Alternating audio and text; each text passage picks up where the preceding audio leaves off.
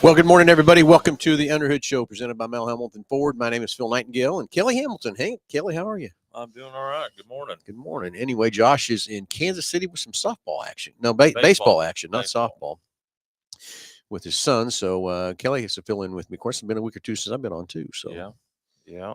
So, hey, let's get the phones ringing. It's a call-in show, 316-462-3673. Anything ailing your car, tires, brakes, batteries, anything in the automobile world you want to talk about. Kelly and I'll answer your great questions and send you back a prize package that's valued over $130 for each and every caller. Can you rattle off that package by now?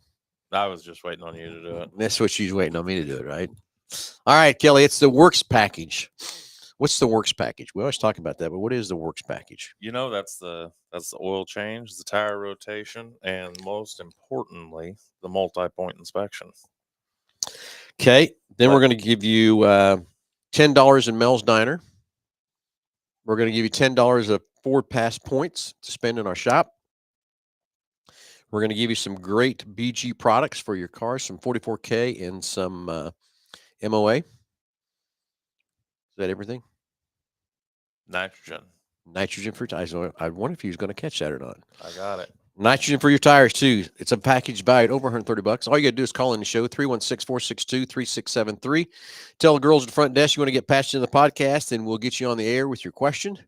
And again, it's anything ailing your car, tires, brakes, batteries. You want to talk about that multi-point inspection? You want to talk about that nitrogen? You want to talk about a noise, lights, or anything that's going on in your car? We'd love to answer your questions and help you better understand your car and make it run for many, many more miles. So, Kelly, it's getting hot.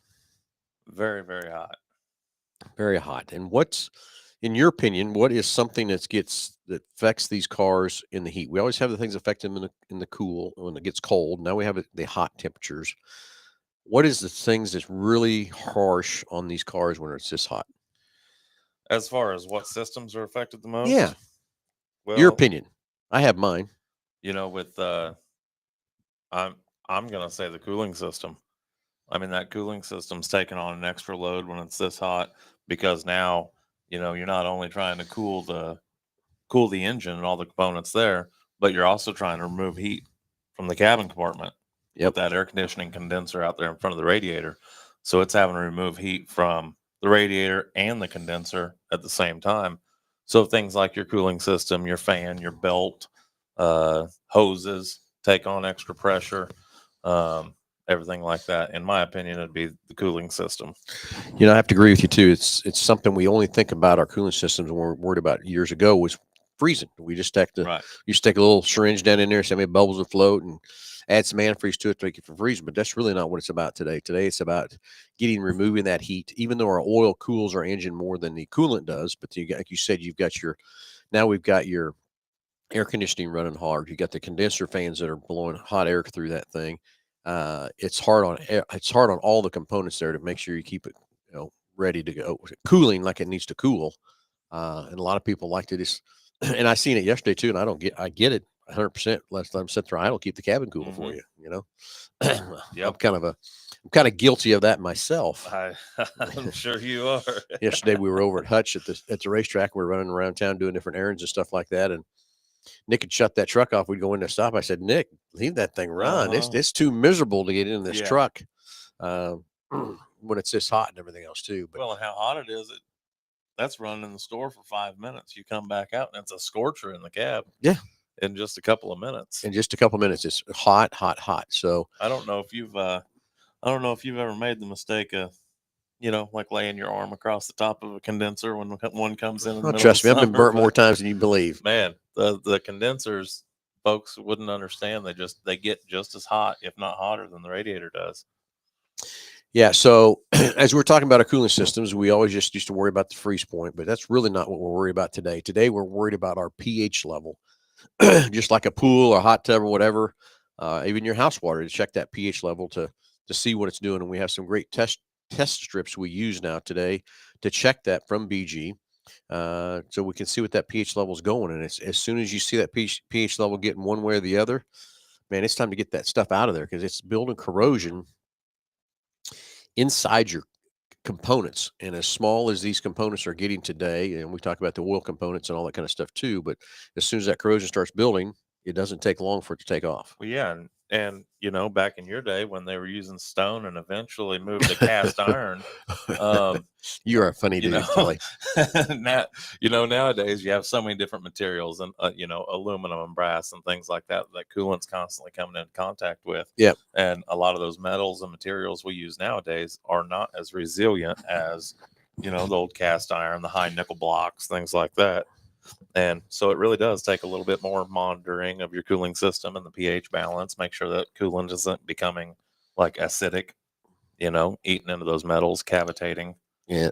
And I've seen so many heater cores get plugged up. I've seen so many water pumps, the fins that actually move the water have just eaten away Oh, yeah. from that part. And then as that corrosion starts building in the radiator, all that's doing is slowing down the amount of volume of water that can get through that radiator to cool everything down like it needs to cool down too. So if that pH level starts getting out of hand, Kelly, what do? What's the next step?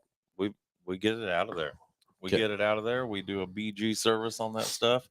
We flush all that old stuff out of there, get it all cleaned up, and it that BG is a 3-part kit that we do on those vehicles. You're going to put the cleaner in first. That's going to go in. That's going to neutralize all that acidic coolant that's still in there, and any junk and debris. It's going to grab a hold of that and suspend it in the fluid. And then we're going to flush that stuff out of there. We're going to put in some Super Cool, which is also a BG product. It helps your cooling system reach peak efficiency at removing heat from the engine and the passenger compartment. And then we put in a BG silica based sealer that is not your old bars leak that you got to worry about. I used to use that a lot. Let me tell you.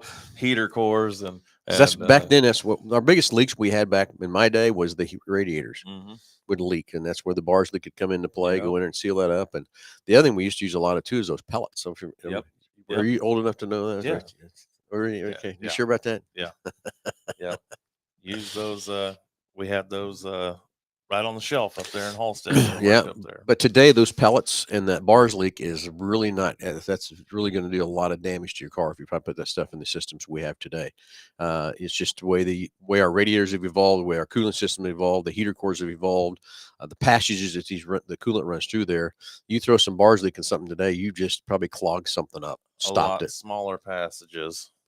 Well, and because they can remove heat a lot more efficiently nowadays than they could back. I remember my 74 F250. It had a 4-core radiator. Yeah. You pull the radiator cap off, and you could see all 4 cores of that radiator, and that dude was 3 or 4 inches thick. And now you go to a F450 Super Duty, and your radiator's an inch thick, has 2 cores in it, and removes the heat perfectly fine. Yep. But it's just the efficiency they've done of it. Mm-hmm. That they've done to these radiators today stuff too. But then the sealer you're talking about, let's talk about that, because I promise you there's always going to be a leak somewhere in a cooling system over its lifespan. It's going to happen. I don't care what brand of car you have, what make of car you have, what motor you have, you're going to have some kind of a leak that's going to develop. So the sealer we put in there is to prevent that. The sealer that we put in there, it's not designed or engineered to do any sort of repair. It is like a maintenance sealer, and they use a silica based sealant that they've developed down there at BG, and it is guaranteed not to clog any of your systems up or anything like that. But some very minor, seeps out of a weep hole or something that might start seeping past an O-ring, it's gonna take care of those very minor things. Now, coolant leak is a totally different thing. Yeah, it's not going to fix a leak. It's going to fix a seep. Right. And that's where a leak starts from that part. If all the hose connection we have and the way the motor's flexing there to move those connections around stuff, the heater core lines, the upper and lower radiator hoses. And now today we've got a lot of radiator hoses running around to cool different things off in that car. And really what that sealer is designed to do, Phil, is get them to that next multi-point inspection, right? Yep. So a lot of folks have been out on the road and you lose a radiator hose or lose your coolant somehow. Water pump starts draining out the weep hole, something like that, and it leaves you high and dry and stuck. What that sealer is for, and the hope there is that we maintain that cooling system. You have that sealer in there. If it starts leaking between oil changes, that sealer is going to do its job, help you get to that next oil change. And when it comes in for that multi-point inspection, we're going to be able to see that little trail of coolant coming out and say, okay, we have an issue here. Let's address it while it's here.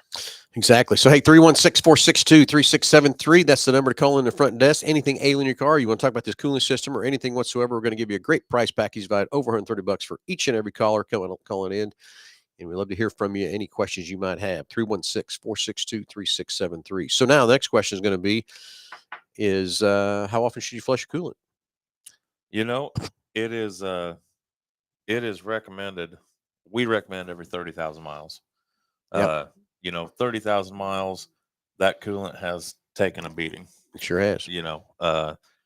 It has been through a lot of thermal cycles, and that mileage doesn't even account idle time. So if you're somebody running a diesel, or maybe in the construction side of things where you're doing a lot of idle time and stuff like that, it might be a little less than 30,000 miles. And yeah, that's where I was headed with that. I agree with you on a 30,000 mile service, but I think every oil change you need to be checking that pH level and watching that pH level as soon as it starts to turn. Years ago too, we used to look at color. Mm-hmm. Can't do that anymore either. You can't really tell by color anymore what that coolant is doing. But that pH level is really the true factor today, in my opinion. So it could be 30, it could be 20, it could be 50, just depending on how your system is and what you do. And again, like you said, idle time. Again, if you're running a diesel truck, you're on a construction site, or whatever, your odometer now is null and void, in my opinion, on what you service things for. You need to be working off the hour meter, and most all these trucks today have hour meters on them. Yep. And you need to be changing them by the hours, not by the miles on those trucks. Yep. So checking that every service and just seeing what that pH level is doing. As soon as I see that pH level is getting a little bit high or a little bit low, she's coming out. So, and I'm going to say too, that's going to determine on, if you ever did have a leak that you had to add coolant, or someone added water, not coolant, back to it, or if you have a seep or something that happened, that's going to change the whole lifespan of that antifreeze too. So, So we're talking about the antifreeze and the cooling system in the cars for today too. But the next thing I'm going my hand on is the AC system itself. It used to be not everybody had AC. Now I don't think there's a car made today that doesn't have AC. But these systems have changed drastically. Of course, the Freon has changed drastically over the years on what that needs to be. But your AC system needs service just like an oil change on your engine. It's got oil inside of it that lubricates the compressors. It flows the coolant through there, the Freon through the system. And it's crazy. Back the R12 days, we'd have systems carrying 5 and 6 pounds of coolant, Freon, got the refrigerant in there, and it was nothing. You could charge it a half pound over, a half pound under. They would still pull it pretty cold. Today, we got these systems running less than a pound of Freon in them. Yeah.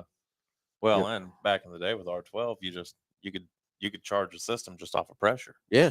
And you can't do that anymore. It has to be, starting with 134A, it has to be a specific weight of refrigerant in that system to get optimal performance out of it. You can't just charge off of pressure. And this new YF refrigerant is the same. It has to be very, very specific. So you see these commercials on TV where you see these guys running the parts store and grabbing their can of Freon and squirting it in that system. I can't tell you, everybody, please don't do that. Please don't do that. That is so bad. That's like pouring acid down your stomach. They call that a suicide kit. Yeah. And the reason for that being is eventually it is going to kill your AC system. Yeah. Compressor, everything like that. A lot of those cans are full of so much stop leak and things like that will go in and clog up those expansion valves or orifice tubes, get in your accumulator and just sit there. Yep. But, it might cool for a little bit, but you're going to the detrimental damage you've done going forward. So today, where we have to, and you're right, Kelly, back when I started doing AC systems, we had our vacuum pump over there, had a set of gauges, and that's all you needed. Then you had 1 pound cans of Freon with a clamp around the deal. You started squirting Freon on it to watch your pressures, and away you went. I thought you guys had the little box that hung on the window with the ice in it. Nice try. Nice try. But anyway, today, how this works, you got to have a very accurate machine that can measure this refrigerant to the 10th of the ounce to be able to be exactly accurate as you need to be to put that system back in there. So our AC system starts off first is we're going to suck completely everything out and know how much Freon was in that system, so we can tell, do we have a leak or don't we? Might not have a leak. Right. And that's not really the whole idea behind the AC service. To me, the most important part of that AC service is what's going to happen next, is how we go back and recharge that system. And again, you got to have quality equipment to be able to measure that stuff to the right tenth of the ounce as we put that refrigerant back in there, because it's got to pick the oil up, which is crucial to me, of moving that through the system to lubricate the compressor. And that's the most, and that's an engine basically in there that needs that lubrication. And so we're going to put some good quality BG oil back into there with a little bit of dye, which I also promise you at some point in that's life, that AC system is going to have a leak. Guarantee you. And there's not one Yep. manufacturer out there that makes any car that's never going to have an AC system that never leaks. It's going to happen. And that Freon coming out of there and that dye that's in there will help us find that leak. And I'm telling you, years ago we had those sniffers, and they'd work sometimes and sometimes they wouldn't. You try to fight that. The way the Freon would squirt out one way or another, your sniffer wouldn't pick it up, and different stuff. So that oil is so crucial. So we're going to put that BG oil in, which BG's done some phenomenal testing with those oils to put a better oil in there to help lubricate that engine inside there, cooling that transmission. God, I got so many things going on in my head here. Cooling that compressor and lubricating that thing correctly. Exactly. And, I just went over this with my advisors and technicians the other day. We were talking about the importance of doing an AC service and for maintenance, not just because a customer necessarily has a problem with their AC system, but actually a maintenance service for AC. It's recommended. It's recommended BG on their oil, doing it once a year, getting that old oil out of there, getting new oil in. I mean, those AC systems get pounded, high pressure, high intense heat, Yep. everything like that. And anybody that knows anything about oil, you know, they have thermatic breakdown, Hmm. and there is nowhere that's hotter or under more pressure in any system on that vehicle than the air conditioning system. And I'm telling you, you can look at our AC machine, and on the back of that machine, it has one clear container for the used fluid and one clear container for the new They look the same, don't oil. they? I was Not. showing that to everybody the other day, and that new oil going in is that bright fluorescent yellow oil with the dye already in it, and the stuff coming out is dark brown with little, it's got Hmm. little chunks of stuff floating in there at the bottom of the bottle. Yeah. It is nasty, nasty stuff.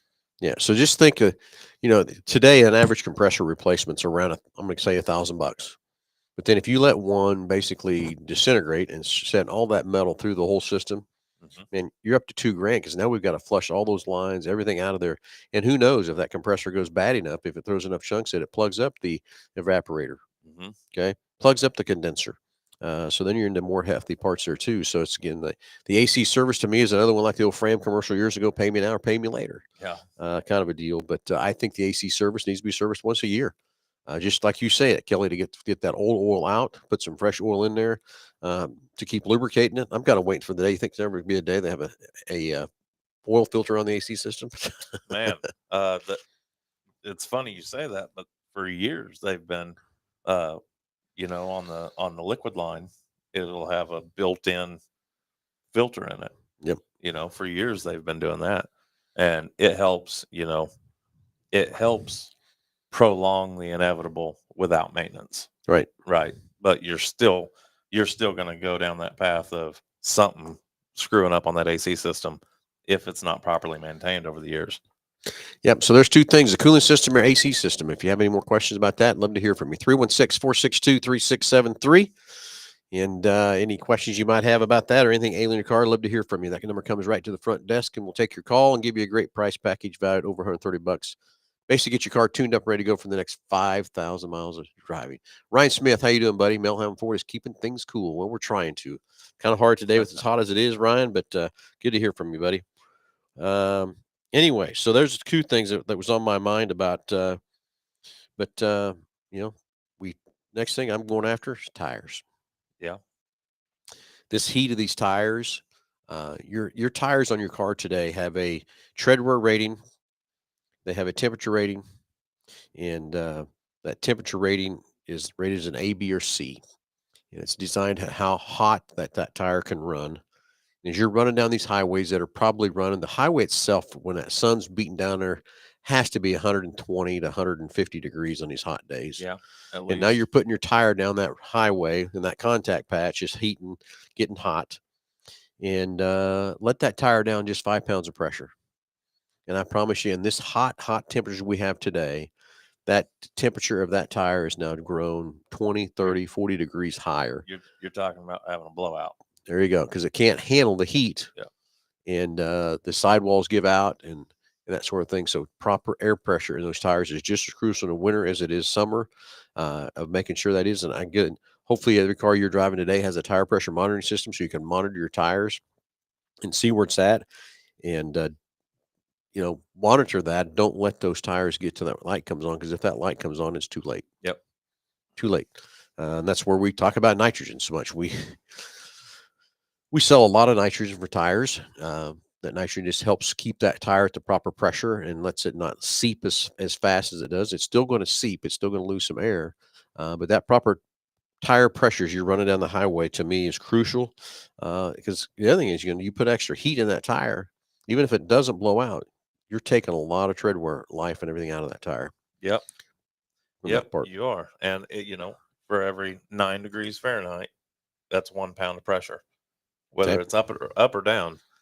So if you're setting your tire pressure on a cold tire like you should, and then you get out on the highway on some of these summer days when it's hot, and get out on the blacktop, and that tire can gain 7, 8, 9, 10 pounds of pressure just from normal rolling down the road. Right. And that's why it's really important to have your tires set where the manufacturer tells you to set them, because they've engineered them around that, right? Right. So when you got I've had folks over the years that the placard says 35. Well, I really like them at 40 psi. Well, that's fine, but this is why it's said to run 35. Those things are going to expand, they're going to contract, everything like that, and that's what they're engineered to do, and that's going to get you the best Performance. wear, the best life out of your tires, the best fuel economy, is having them right there. So where you find that is open up your driver's door, and every car has it, a little placard there that's got the size of the tire. It's got the speed rating of the tire, and it's got the air pressure of what you need to run in the cars. And I tell you, there's times I question that tire, but you're right. The engineers have designed that car and that tire to run around that. Now, can those tires hold more pressure? Yeah, they can, because the manufacturer of the tire has designed that thing to hold more pressure, but the car itself doesn't need that. Now, one way around that would be, in my opinion, is if you say you got an F-150 and it says it's supposed to have 35 pounds of pressure, and your tires say it can go to 44. Now I'm going to hook on a big old trailer. Hmm. I'm going to put a bunch of weight in my bed and that sort of thing. Then I probably am going to air them tires up to 44. I'm going to put those tires up to the max pressure of the tire manufacturer So, to have maximum load. so that way it can hold the load, Mhm. hold that extra tonnage just sitting on top of those tires from that part. And but then again, as soon as I take that load back out, you need to lower that air pressure back down to that 35 pounds, whatever that door placard says. So look at that door placard on the inside. Open up your driver's door. It's right there. And speaking of tires, is hopefully when you replace your tires, you've got the right tire on there. It used to be we could just put the size and that's all we had to worry about. Now today we've got to worry about a speed rating. We got to worry about a load rating. Speed and load rating are crucial to these days on what you're doing with these tires. So it's what I love about coming to us for tires is we have 17 different models of tires we can sell you. We have lots of options for you. Roll into a tire store, you're going to get 2, 3 maybe options of that. Kelly, I've talked about this on many shows. I see cars and trucks pulling in. I'm thinking, what in the world is that tire doing on that car? Well, that's because where they bought that tire, that's the size. It's all they had to offer that customer. So that's what they put on the car. Can't tell you how much that's wrong and could cause so much more harm than good. And I'll add on to that, and not to toot our own horn here, but we've been number one in tire sales, any Ford dealership in the nation. Yeah, for many years. For many years now. And with that comes our ability to have that feedback from our customers over the years. So there's certain scenarios where there's a tire that just doesn't work on a vehicle. Well, Right. we've seen it. We've been there. We've seen that. We've done it. we know these tires are going to work for you and they're going to work very well. When they first came out with the C-rated tires, Yeah. load rating on the Transits, for that commercial, that smaller commercial tire. There's a couple of brands, there's a couple of tires there that you put them on there and that vehicle's coming right back because it's wandering all over the road, driving all funky and everything. We can change those tires. And we learned, through some customer feedback in that situation, okay, these 3 or 4 are golden. These 2 are our customers are getting the most mileage out of these 2, Right. options here, everything like that. So having that, being able to move that many tires and help as many customers as we do, it gives us a unique perspective in being able to get that feedback back from our customers on what works, what doesn't, what lasts, what doesn't, and we can kind of help steer and guide our customers in the right direction. Very true. And it's, I think I've said this on many shows too, just an example if you weren't listening before, but I had a gentleman, he was a construction guy. And instead of driving a 3/4 ton truck out, just do estimates, things like that, he bought a economical car to drive. What ended up being it was a hybrid, and he's a Michelin fan. He said, "Phil, I just want a set of Michelin tires on this car." So put the Michelin's on it. Took his car from getting 40 miles to the gallon to 20, just changing the tires. Brought it back in. We looked it over, and that's sure enough. I mean, the Michelin just didn't have the right speed rating and load rating to match that car, but he wanted Michelin, so that's what we put on it. Went back and put the tire with the right speed rating, right load rating on it. Took him right back to 40 miles to a gallon. Yep. So there's a prime example of that, what you got there.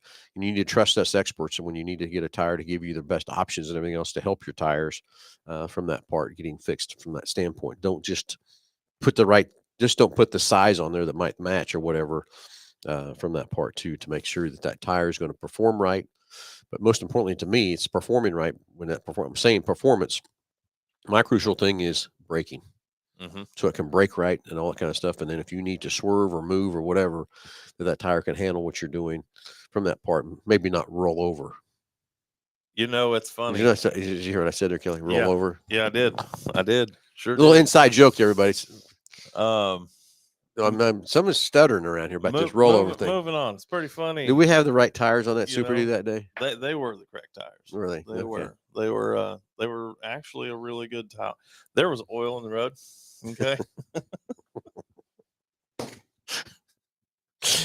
Oh my goodness. That's what's on the report. That's what's on the report. Moving along. So you think Bubba Wallace is going to win that this weekend? No. No. No. I don't think he is. No. So where are they racing at this weekend? Pocono? Triangle race. Shifting 3 times. Where's that track at? Pocono, Pennsylvania. Yeah, big track. I think it's the biggest track, 2.6 miles too, I think. Okay. Yeah. I asked Mike down there, and he said, no, that way. Where the track is. That way. Hey, 316-462-3673 and the Angular Car Tires, Brakes, Batteries. You want to talk about NASCAR? We don't care. We'll talk about that too. We can handle anything in racing world you want to talk about on that standpoint also. So 316-462-3673.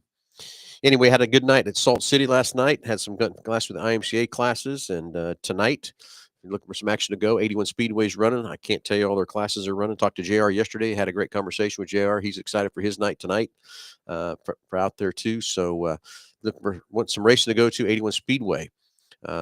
Also, Enid, Oklahoma is running some cars down there too.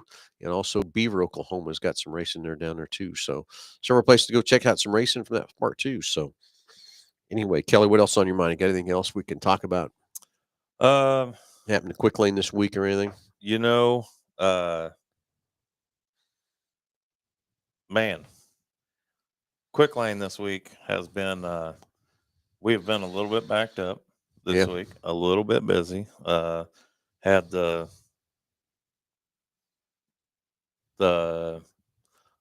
government holiday there in the middle of the week, so had a lot of businesses were closed and things like that. Anytime other businesses are closed, we get we get very busy very quick.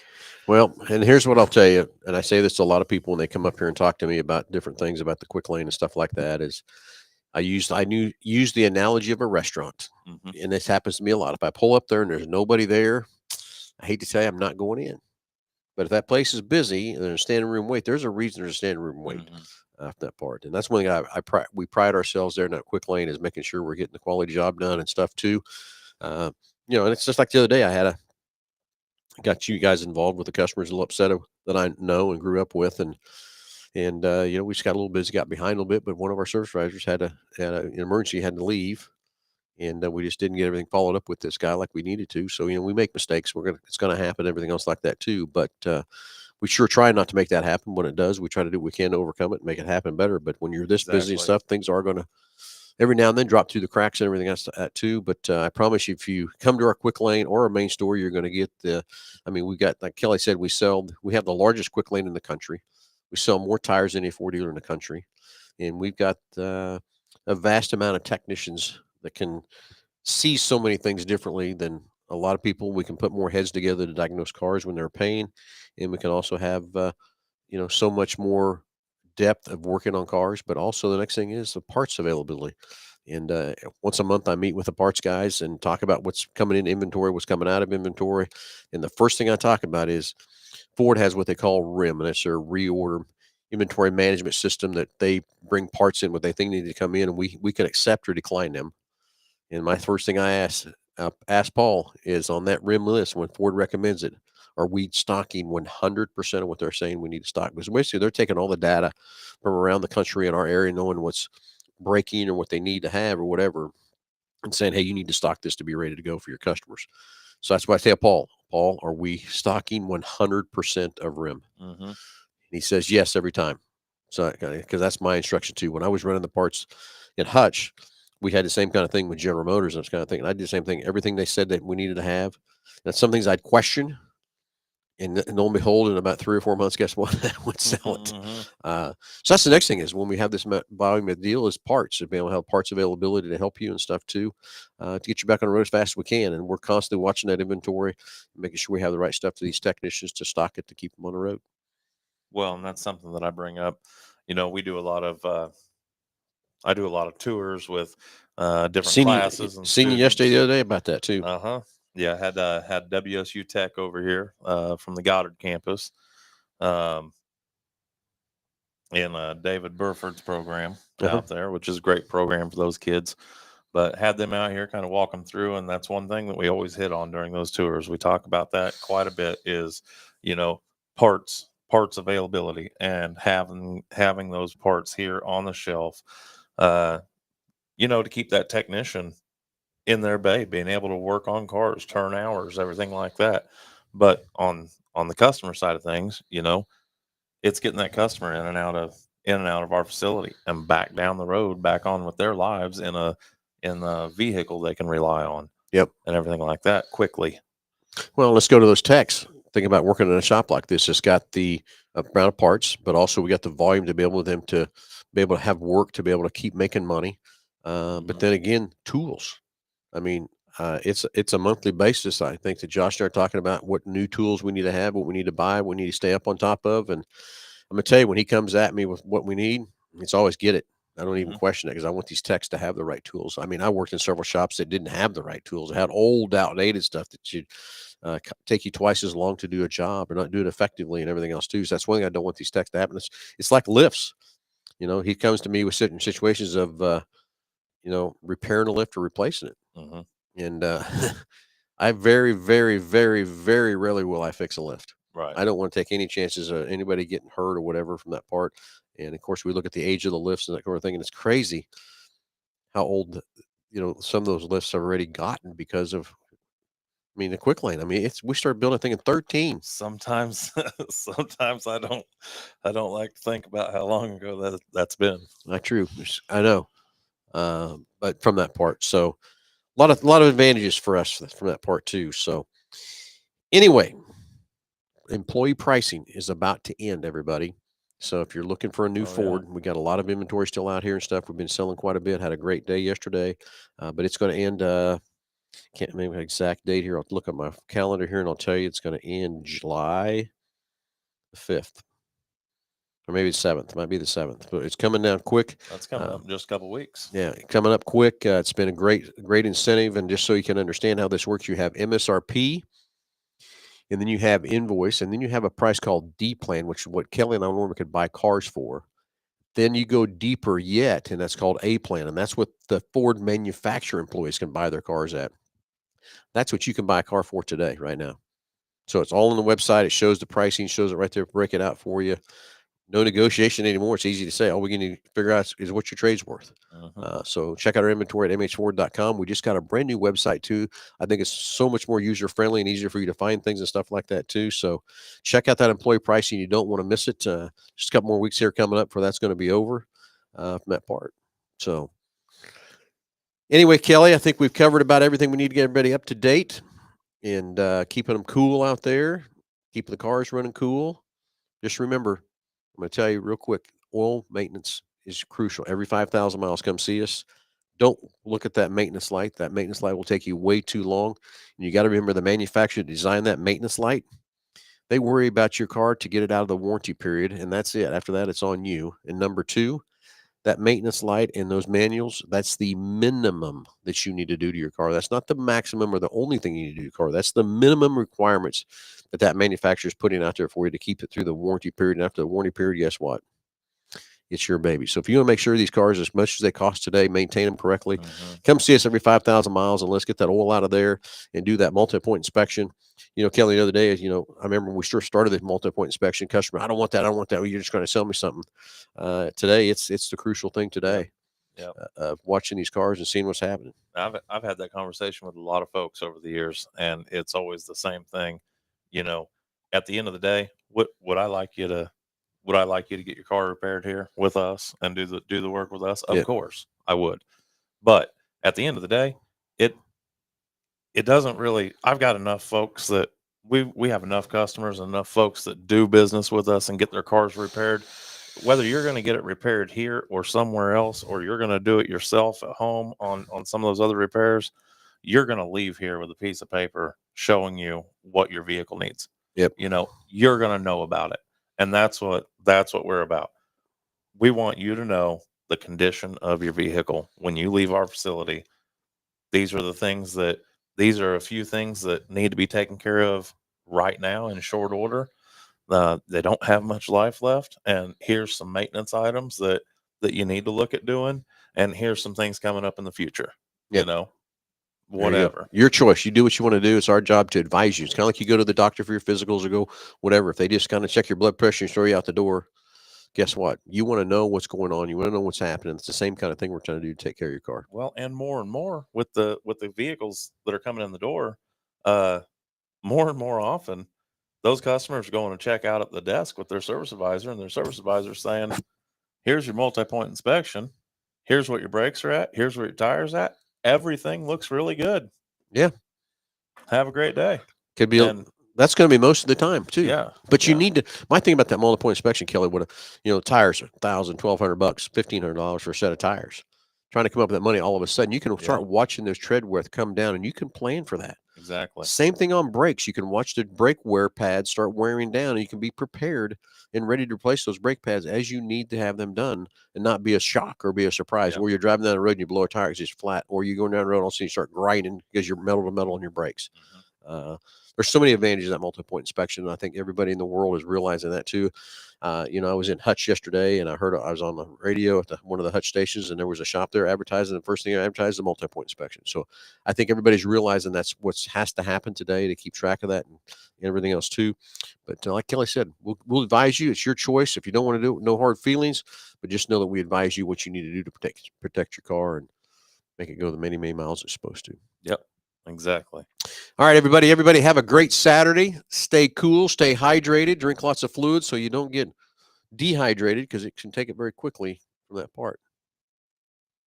Got Greg Murray brings up a good point there. Yep. Talking about tire performance degrading by age, not just tread depth. It's very true too. It's very true. Every tire has a date code on it, and they're good for 5 years. Well, it's rubber. anything rubber that sits outside or out in the UV rays, UV sunlight is a destroyer of rubber. That's why you always see for anybody in the camping world, you see anybody that does any extended camping anywhere on their fifth wheels and their motorhomes, they always have those tire covers. Yeah. That's Blocking to it up. block the sunlight from the tires. How many people are pulling up at Walmart and getting out of their car and putting tire covers on their car? Zero. Or doing it in your driveway, right? So yeah, they have an age rating for a reason, and as that tire gets older, that rubber is going to become a lot more stiff, a lot less malleable. That's where you start to develop those weather cracks in the rubber and everything like that. And you run a risk of throwing the tread all the way off of a tire. We've all seen that. One comes in and it's steel belts around the whole tire because it threw seen the all guys tread off along the highway with their trailers and got a blown tire. Oh yeah. Another example of that too. Yeah, it's a good point, Greg. Yes, good point, Greg. We just trying to kind of close out the session. So everybody, thanks for the comments. Thanks for watching. Thanks for tuning in. Everybody stay cool. Kind of hard to do today and probably the next few days from that part. But it is summertime. We're supposed to be sweating. Yep. And I'd much rather sweat than freeze. Yeah. Are you good with that too? I'm kind of the other way around. I'm one of those, I can always put more layers on. No, you can't. There's some places you can't take enough off. Yeah, that's true. That's very true. Anyway, everybody have a great Saturday. We'll talk to you next Saturday at 9:00, and also tune in next Wednesday. It's at 5:30 for the update on Salt City Racing in Hutchinson. So everybody have a great Saturday, and we'll talk to you soon.